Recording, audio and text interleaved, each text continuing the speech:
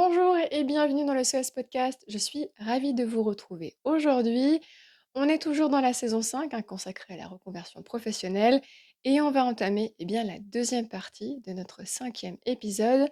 Mais avant de vous laisser avec la suite, j'aimerais très rapidement vous rappeler les trois nouvelles règles pour cette nouvelle saison, la saison 5. Alors si vous n'avez pas écouté ou visionné son introduction, je pense que c'est le bon moment pour le faire. La première, je reste avec vous tout au long des épisodes, face caméra, comme si nous étions en consultation privée. Alors si vous êtes sur les plateformes d'écoute, ça ne changera rien. En revanche, ça ne peut que vous encourager, quelque part, à venir, nous rejoindre sur YouTube. La deuxième règle, j'ai produit et pensé l'intégralité de ces épisodes en format de FAQ, c'est-à-dire que je me suis servi quelque part des, nombreuses questions qui sont posées de la part de ma clientèle, mais également de ma propre expérience personnelle, pour constituer les questions qui sont les plus posées et ainsi vous délivrer, mes réponses, c'est-à-dire, voilà, me servir de mon expertise, me servir, voilà, de en tout cas, vous donner mes conseils, mes avis pour que vous puissiez, vous aussi, en toute autonomie, avancer sur votre projet professionnel. Et enfin, la troisième règle, justement pour vous permettre d'avoir un accès beaucoup plus facilité et beaucoup plus rapide aux réponses aux questions que vous vous posez, l'intégralité des épisodes ont été découpés en 2 parties distinctes. Aussi, vous retrouverez, les jeudis, les premières parties et les mardis, les secondes parties, puisque dans le SOS Podcast, je publie les mardis et les jeudis. Voilà pour les 3 nouvelles règles. On va pouvoir poursuivre pour cette seconde partie de l'épisode 5 où on parlait de planification et de passage à l'action. Et la sixième question est la suivante: comment me dégager du temps pour mener à bien sérieusement ma reconversion ou mon évolution professionnelle tout en travaillant encore? Premier élément de réponse, vous avez dû, certainement le comprendre grâce à la première partie où on parlait de rétroplanning. Mon premier conseil va être de définir justement des blocs de temps dédiés uniquement dans votre semaine à votre reconversion ou votre évolution professionnelle. Autre point, demandez-vous également si le manque de temps ne cache pas une peur de s'engager pleinement dans votre projet de reconversion ou d'évolution professionnelle. C'est un élément que je vois énormément. Par moments, les personnes ne s'engagent pas réellement. Malheureusement, mettre ça sur le compte d'un manque de temps. Je suis persuadée que dans votre journée, vous pourriez laisser, les réseaux sociaux de côté et prendre 10 à 15 minutes pour avancer sur votre projet. Je ne dis pas que ce soit une faute. Demandez-vous si ça ne cache pas, finalement une peur de s'engager vraiment dans votre projet professionnel. Autre point, priorisez temporairement certaines activités au lieu de rechercher l'équilibre parfait. Votre projet ne va pas durer toute votre vie. Aussi, donnez-vous l'occasion de prioriser, de dire, mais quelque part dans ces 6 mois, dans ces 1 an, où je vais construire mon projet professionnel et le mettre en œuvre, finalement, ça me demandera certes de faire des concessions, mais qui seront identifiables et mesurables dans le temps. Voilà, donc vraiment l'équilibre parfait est pour moi à proscrire complètement si vous souhaitez, voilà, mieux vivre et bien vivre votre projet d'évolution et de reconversion professionnelle. Ainsi, ça m'amène vers l'autre point, c'est d'accepter finalement le décalage que vous pouvez sentir et surtout le décalage temporaire. Évidemment, vous concentrer sur votre reconversion ou votre évolution professionnelle viendra peut-être, certainement, vous demander de faire des sacrifices par endroits, en ce qui concerne peut-être une activité, personnelle ou, des sorties que vous pourriez faire. Alors je vous le rappelle, votre projet professionnel se devra d'être écologique, c'est une certitude, mais vous pouvez, aussi avoir cet accord avec vous-même, observer où l'énergie, où votre énergie se disperse. Alors je m'explique. Vous concentrer sur votre reconversion ou votre évolution professionnelle viendra aussi vous permettre d'allouer et de redistribuer au mieux votre énergie, d'engager des actions concrètes, réalistes et réalisables pour votre reconversion professionnelle. Et enfin, on en a déjà parlé et je vais le réitérer parce que c'est important, c'est de créer des routines ou des rituels pour vous permettre d'ancrer ces moments dans le quotidien. Vous laissez 15 minutes par jour est une forme de routine. Après, ces rituels vous permettront justement de mener de front votre activité professionnelle et votre activité de reconversion professionnelle au mieux. Voilà pour cette sixième question. On va donc continuer avec cette septième question qui est la suivante. Comment gérer le stress lié au délai, aux dossiers et aux décisions importantes à prendre pour mon projet professionnel? Premier élément de réponse, identifier ce que le stress révèle. Peut-être que le rythme est trop rapide, en termes de délai, par exemple, de dépôt de dossier. Avez-vous potentiellement des attentes irréalistes et ainsi cela vous stresse? Avez-vous peut-être la peur d'échouer dans votre projet professionnel? Faites la différence entre le bon stress, hein, le stress mobilisateur, celui qui vous pousse à agir, et le stress paralysant. Grâce à cette différenciation, eh bien, repérez les surcharges mentales qui vous empêchent de réfléchir clairement. Puis intégrez des temps de pause et des reculs comme partie intégrante à votre projet professionnel. Et on le dira jamais assez, mais c'est important, surtout en réponse à cette question, le stress est un signal utile si on l'écoute plutôt qu'on le subit. Il vous permettra bien, de noter les réajustements que vous devez mettre en œuvre pour vous permettre bien, de mieux vivre votre projet professionnel et surtout pour que celui-ci puisse réellement devenir ou en tout cas prospérer comme étant écologique pour vous. Je vous le rappelle, si le stress est présent, certainement que votre projet devient de moins en moins écologique pour vous.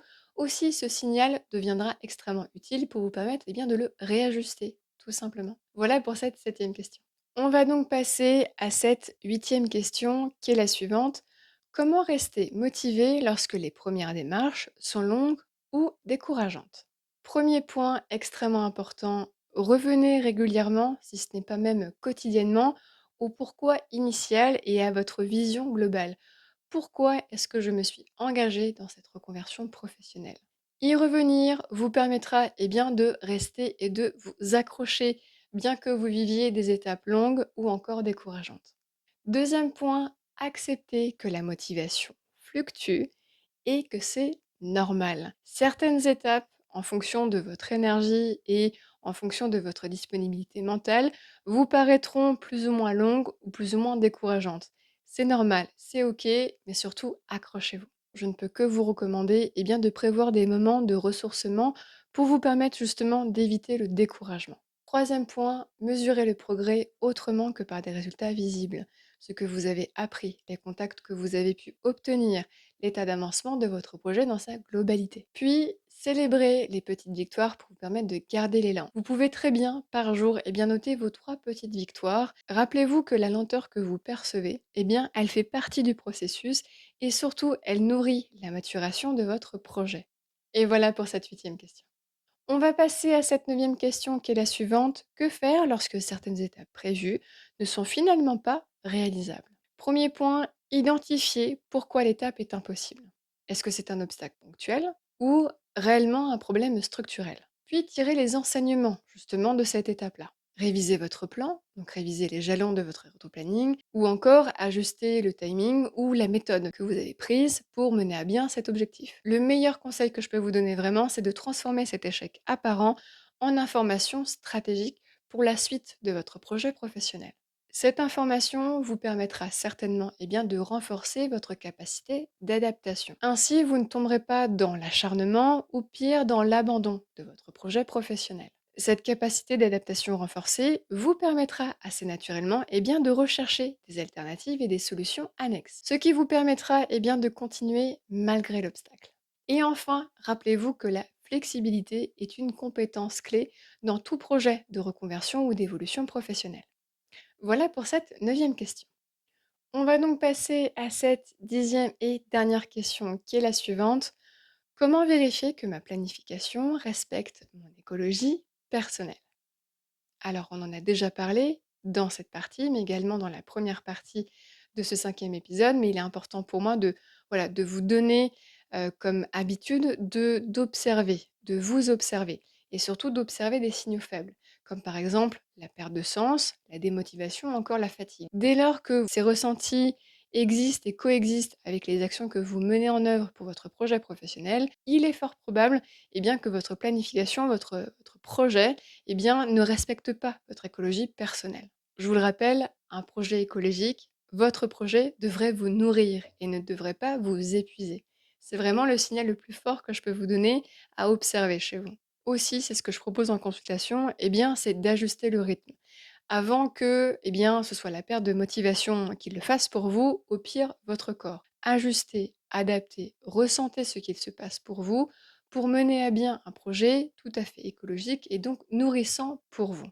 Autre point, intégrer la durabilité comme un critère de réussite et non pas l'atteinte du seul objectif de vous reconvertir absolument. Avant-dernier point pour vous répondre, Vérifiez si votre projet laisse encore de la place au plaisir, aux relations ou encore à votre vie personnelle.